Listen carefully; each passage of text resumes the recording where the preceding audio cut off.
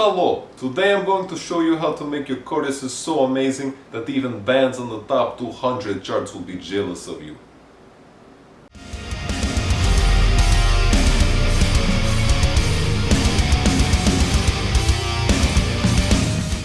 So to start off, I'm going to show you a very basic style chorus, and then as I tell you more stuff to innovate with, we will then be expanding on that same chorus to turn it into something absolutely amazing.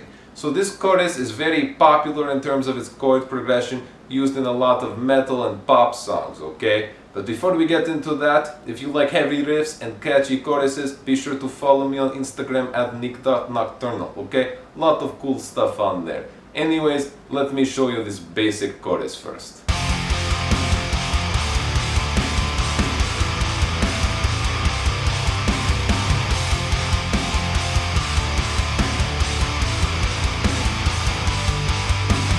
So first thing we're going to do when it comes to innovation is what I like to call expanding our chords. Now when it comes to a chorus or a simple chord progression, most people just start off with simple power chords,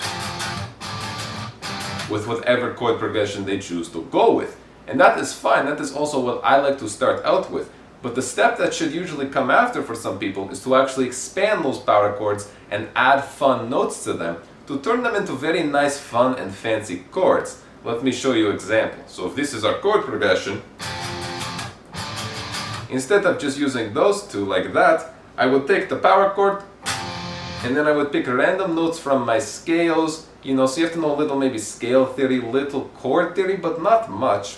And then just kind of shove random notes right on top. Okay, so regular, and then maybe I add these, and then together,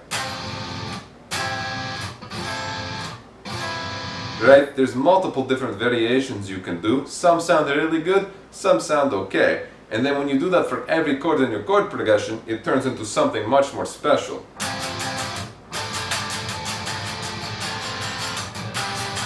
Much more exciting. I show you in context.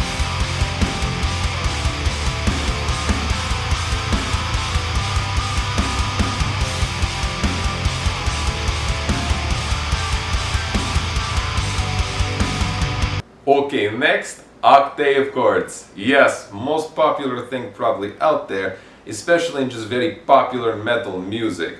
So in case you don't know what an octave chord is, essentially a chord made out of only two notes. So technically, yes, it's not a chord, but people call it a chord anyways.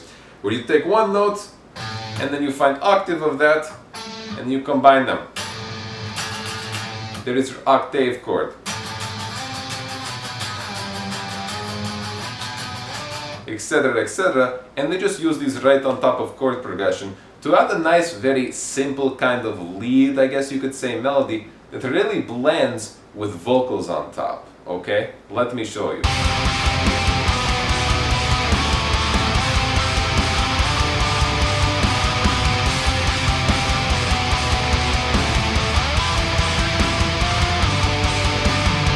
Next thing I like to talk about is adding a unique type of rhythm, some kind of groove even to your playing, your chord progression, right? Because most choruses are just straight 16th or 8th notes.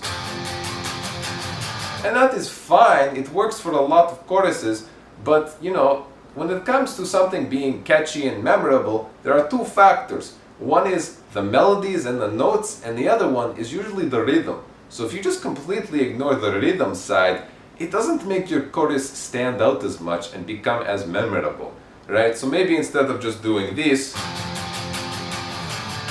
maybe do something like this. Right? Already it's much more memorable and catchy. I show you in context.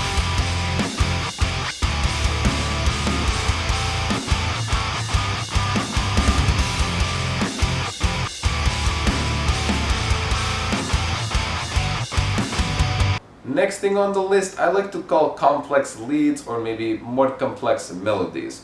So this is very similar to the idea of adding octave chords, because what you're doing is essentially adding a lead on top even though there's going to be vocals. But this is much more specifically talking about actually adding some kind of melody that is more than just maybe 3 notes, or just something a little more exciting to make it so that it kind of stands out from all the simple melodies out there. but also you have to be careful not to overtake the melodies that the vocalist is using to shine. So a nice little trick you can do when you do find a cool lead melody is to just add a bunch of reverb to it to make it stand more in the back and not be really in the forefront interrupting with the vocals. Let me show you. So if I just use octave chords like we do before, right? That's cool, but it's nothing special. But now if I put maybe a complex, more unique style melody on top like this,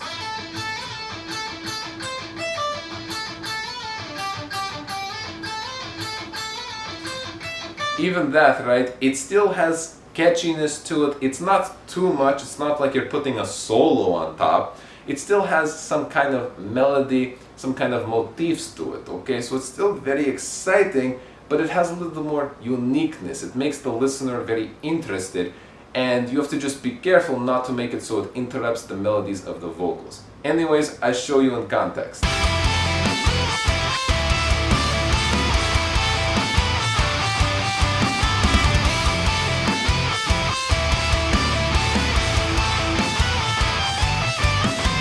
Next one is one of my absolute favorites to do when I try to innovate my own choruses, and that is turning chords into riffs. Let me show you, right? So if we have a little more unique chords, right?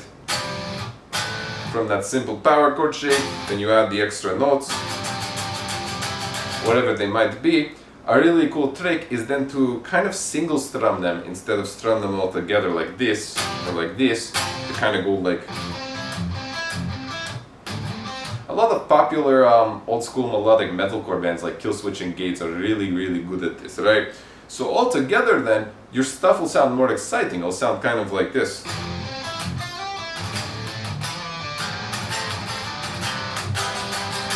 Right? It just adds more variety. And you just have to be a little careful again not to overtake the vocalist, because even with this you're adding a little more melody to the picture.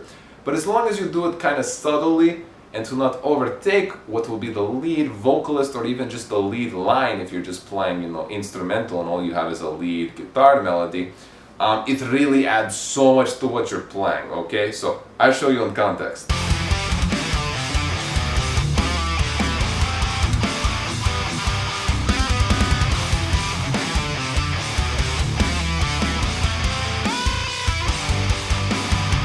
Next one is a hardcore emotion bringer, and that is using ambience. Now try not to confuse this with leads because it has a very different purpose. Essentially you're just going to be picking maybe 3 notes or 4 notes really maximum, putting on a very ambient guitar tone, you know, tons of reverb, tons of delay. It can be distorted ambient or clean ambient, whatever you prefer. And you're just going to be picking few notes and kind of cycling between them as the whole chorus is just going. So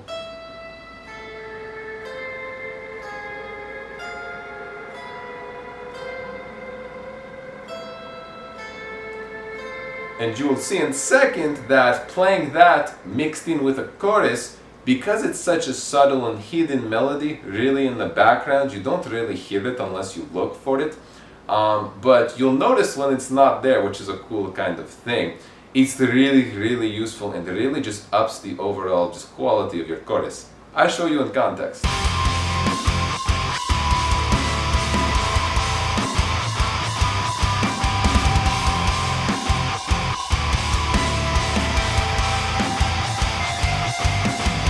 Now this next one is very interesting because you can only take a certain chord progression so far when it comes to even adding leads or fun extra melodies, ambience, etc. This next one is really about changing some of the root notes of the chord progression you already have. Okay? So if your chord progression is like this, you know, the classic 8503 that we've been, you know, using. Maybe instead of doing 8503, change a few of those chords up and maybe do 8543. Or maybe 8547. Or maybe 8703. Maybe even 2, right? And add a fun chord with that. I'll show you in context.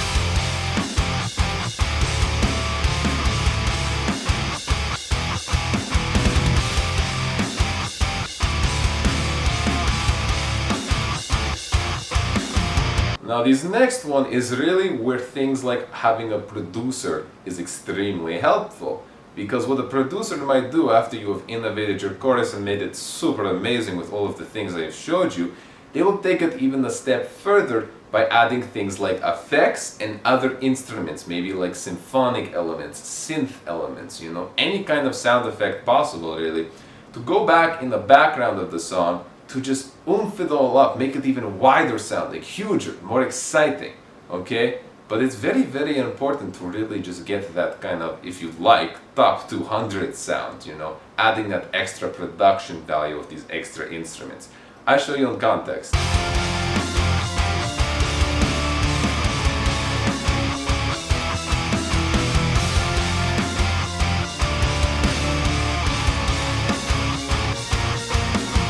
Okay, now that we have gone over these innovation tips, I'm going to try my best to combine them all together as much as I can and really see how they all work together as one. That doesn't mean, you know, you need to use all of these at once. I actually recommend not doing that. You know, use maybe one of them. Use 2 of these and put it in your chorus and see how it sounds, right? You don't need to use all 8 of these innovations to have a really cool chorus. Just a couple of them, but you have variety to which ones maybe would work with your style of chorus, your style of genre, etc. Right? It's a very universal kind of thing. You can use any of these.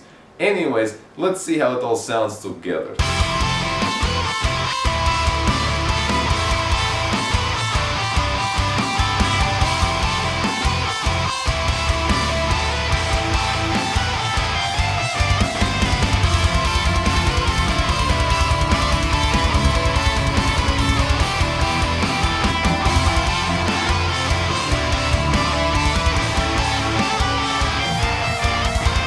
Well, there you have it, guys. I hope you enjoyed that video. I hope it was helpful. If it was, be sure to hit subscribe button down below and be sure to comment what you want to see from me next in this how to make something more amazing series, okay? Now I want to give special thanks to a few Patreons.